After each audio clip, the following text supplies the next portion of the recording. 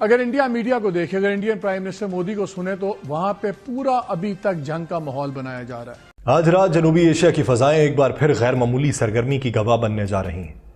بھارت کی 4 حساس ترین ریاستیں گجرات، راجستھان، پنجاب اور جموں و کشمیر اچانک ایمرجنسی میں جا رہی ہیں۔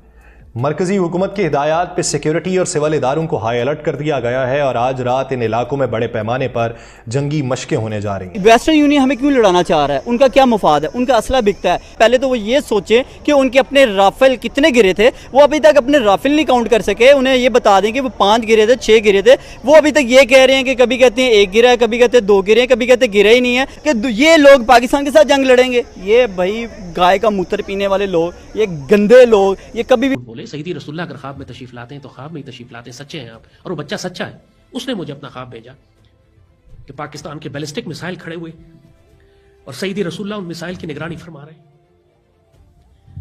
اب مجھے بتاؤ، اسی لیے تو یہ غزوہ ہند ہے، اس کی روحانی قیادت سیدی رسول اللہ فرمائیں گے، اور اسی لیے ہم تم سے کہتے ہیں کہ اس پاکستانی قوم کو اندازہ ہی نہیں ہے کہ کتنی خوش نصیب ہے، ابھی بھی ادھر ادھر کے چکروں میں لگی رہتی ہے۔ اس کو اندازہ ہی نہیں کہ اللہ نے اس کو کتنی بڑی سعادت کے لیے سلیکٹ کیا ہے، اور خود اس غزوے کی کمانڈ سیدی رسول اللہ فرما رہے ہیں۔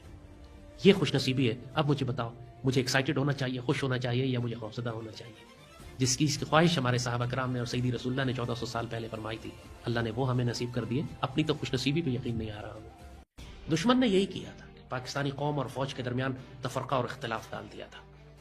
اللہ نے اس پہلی جھڑپ کی برکت سے ہم کو ایک سیسا پلائی ہوئی دیوار میں تبدیل کر دیا، اور اللہ نے اس قوم کو، اس کی فوج کو، اس کے حکمرانوں کو صاف صاف بتا دیا ہے کہ جو یہ فقیر تمہیں 18 سال سے اذان دے کر کہہ رہا تھا کہ تیاری کرو اور تم مذاق اڑاتے تھے، اللہ نے اس فقیر کو سچ ثابت کر دیا۔ لیکن کس لیے؟ اب جو تمہیں وقت دیا جا رہا ہے، آنے والی جنگ کی تیاری کرو۔ تیاریاں ایک دن میں نہیں ہوتی، ایک ہفتے میں نہیں ہوتی۔ آپ نے اگر قوم کی پوری نسل کو تیار کرنا ہے کہ وہ مجاہد بنے اور پاک فوج کے ساتھ کھڑے ہوں تو اس میں وقت لگتا ہے۔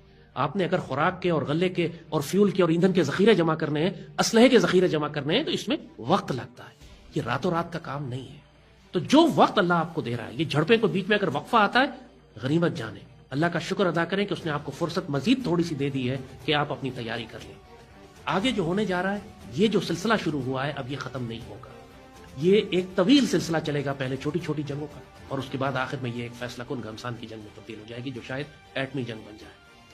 اب ذہنی طور پر، روحانی طور پر، جسمانی طور پر، عسکری طور پر اس قوم کو اس کے لیے تیار ہونا ہے۔ اب مذاق کا وقت گزر گیا۔ اللہ نے پاکستان کو، انڈیا تو ان کا ایک اسٹریٹجک پارٹنر ہے اب، اور ہم نہیں ہیں، کیونکہ وہ کوڈ کے اندر اور ساری ملٹری ایکسرسائزز بھی، نیول ایکسرسائزز بھی کرتے رہے اکٹھے، اور انڈیا میں بھی بڑی شہرت ہے اس بات کی کہ اب نریندر مودی کی حکومت جو ہے اس کے دور میں انڈیا اور امریکہ بہت اکٹھے ہو گئے ہیں۔ اور یہ بھی کہ اب کیونکہ انہوں نے پاکستان اور انڈیا کو ایکول کر دیا، ہائفنیٹ کر دیا ہے، تو انڈیا کے اندر بڑی ناراضگی ہے، اور ان کے چینلز اگر آپ دیکھیں تو آپ پاکستان کو کم گالی دے رہے ہیں، وہ ٹرمپ کو زیادہ گالی دے رہے ہیں۔ مگر اس کے باوجود ٹرمپ صاحب جو یہ سمجھ نہیں آ رہا کہ انہوں نے جو پرومس کیا تھا کہ میں ایک دن میں یدھ بند کرا دوں گا، وہ بند ہوتا ہوا دکھائی نہیں دیتا ہے۔